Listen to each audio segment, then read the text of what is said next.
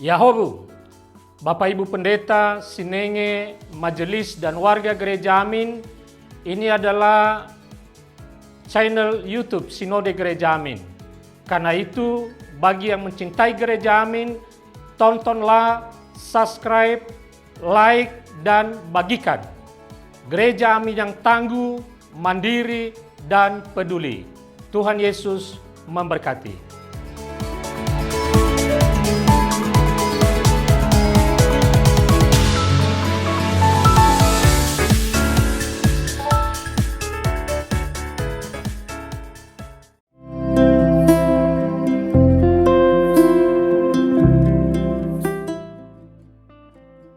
Hai Teens, jumpa kembali dalam acara TFC.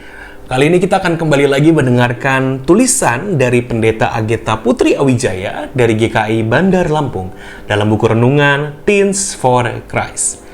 Renungan hari ini berjudul Consent berdasarkan Kidung Agung 7 ayat 6-8. Kembali lagi bersama-sama dengan saya hari ini, Michael Engelbert. Mari sebelum kita mulai perenungan firman Tuhan, kita bersatu di dalam doa. Tuhan, kami bersyukur untuk kesempatan hari ini kami boleh kembali lagi mendengarkan firman-Mu. Kami bersyukur untuk kesempatan hari ini kami boleh menikmati kebenaran firman Tuhan. Ya Tuhan, Engkau berkati setiap dari kami ketika kami mendengarkan, membacakan, merenungkannya.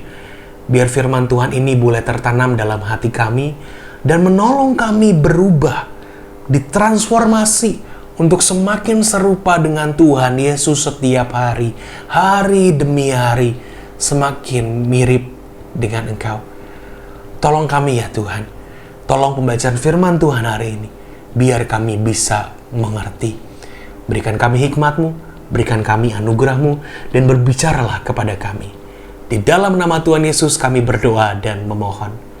Amin. Yang akan menjadi pusat perenungan kita hari ini adalah Kidung Agung 7 ayat yang ke-8a.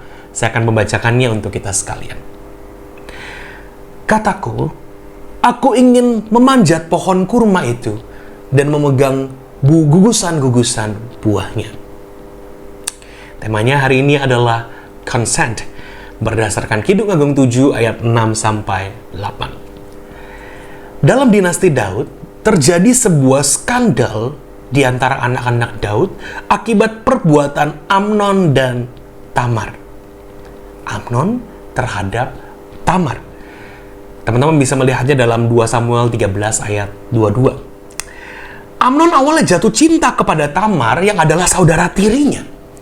Dan atas saran Yonadab, Amnon berpura-pura sakit dan berbaring di kamarnya agar Tamar datang dan membawakan makanan untuknya. Rencana itu berhasil. Namun alih-alih menikmati kebersamaan dengan Tamar, Amnon justru malah memperkosanya. Kisah ini menunjukkan bahwa perasaan cinta yang dimiliki manusia apabila tidak dikendalikan dapat mendorongnya untuk menaklukkan atau menguasai orang yang dicintainya. Dalam puisi kali ini, mempelai laki-laki juga mengungkapkan kata-kata penuh kerinduan kepada kekasihnya. Ia mengagumi tubuh kekasihnya dan menginginkannya. Namun hal ini tidak berujung pada pemerkosaan, karena rasa cinta dan kerinduan itu tidak diwujudkan dalam tindakan untuk menaklukkan atau menguasai. Pada bagian berikutnya, ia bahkan menunggu respons kekasihnya dan bertindak berdasarkan ajakan kekasihnya.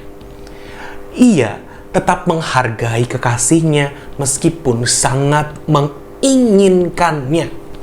Dan karena itulah, kekasihnya juga mencintainya. Teens, dalam kita berelasi dengan orang lain, kita perlu memiliki pengendalian diri agar rasa cinta kita tidak mendorong kita untuk menaklukkan atau menguasai orang yang kita cintai. Ada konsep yang disebut consent atau persetujuan afirmatif, yaitu persetujuan yang diberikan secara sadar oleh seseorang kepada orang lain. Konsen ini menghindarkan kita dari tindakan pemaksaan dan mengajarkan kita untuk menghargai keputusan orang yang kita cintai. Tuhan sendiri sebagai pencipta kita tidak pernah memaksa kita untuk mencintainya. Cintanya tulus dan kudus, sehingga memberi kita ruang untuk memilih apakah kita mau membalas cintanya. Jika Tuhan yang Maha Kuasa saja memperhatikan consent, bukankah kita juga harus memperhatikannya? Mari kita berdoa. Tuhan, kami bersyukur kami punya teladan cinta yang besar dari Engkau. Teladan cinta yang begitu besar, yang bahkan mau merelakan dirinya untuk mati di atas kayu salib bagi kehidupan kami. Terima kasih untuk cintamu yang agung dan tulus itu. Cintamu yang kudus itu yang Engkau berikan kepada kami. Maka ya Tuhan, ajarlah kami mencintai dengan cinta yang asalnya daripada Tuhan. Terutama kami sebagai anak-anak remaja, tolonglah kami mengendalikan diri kami di dalam kekudusan. Melihat bahwa cinta itu kudus karena asalnya daripada Tuhan. Tolonglah kami Tuhan. Di tengah-tengah dunia yang semakin gelap, kami tidak menjadi semakin serupa dengan dunia. Tapi tolonglah kami semakin serupa dengan Engkau. Terima kasih Tuhan untuk perenungan firman Tuhan hari ini. Kami memohon kasih karunia dan anugerah-Mu untuk menjadikan pribadi yang serupa dengan Kristus. Di dalam nama Tuhan Yesus Kristus, Tuhan yang mencintai kami berdoa dan kami memohon. Amin.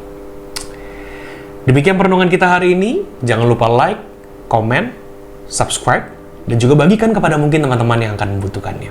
See you next time. Bye-bye. God bless you.